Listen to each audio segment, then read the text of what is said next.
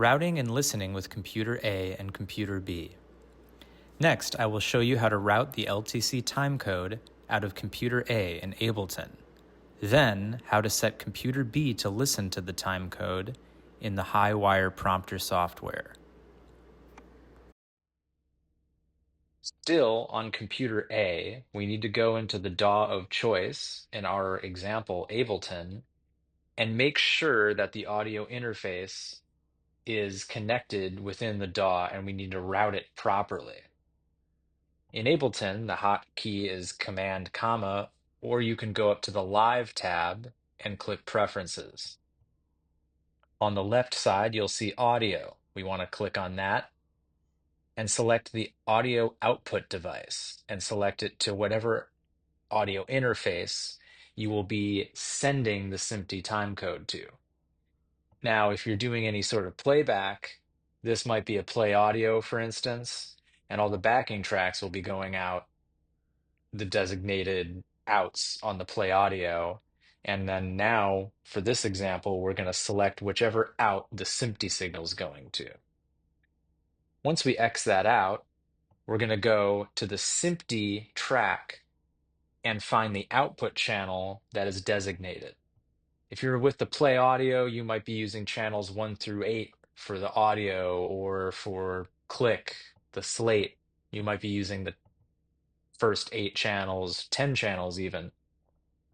And so you might be going down channel 9 or 10, sending the SMPTE.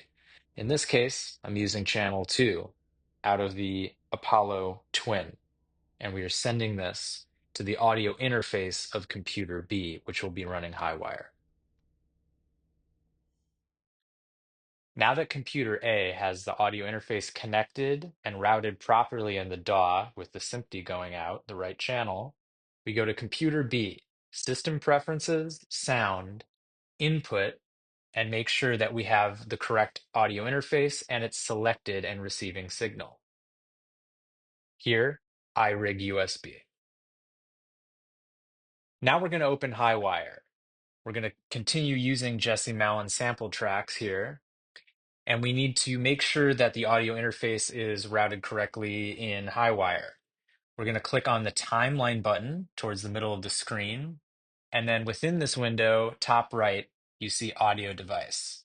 We click on it and we need to select the iRig USB. You can also select the channel frame count, and auto means that HiWire prompter will automatically calculate the frames per second.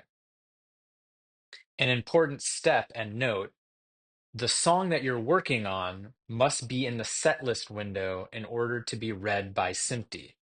So in this case, for our examples, simply drag New York Nights down to the setlist. Now we click the SMPTE signal button to start listening.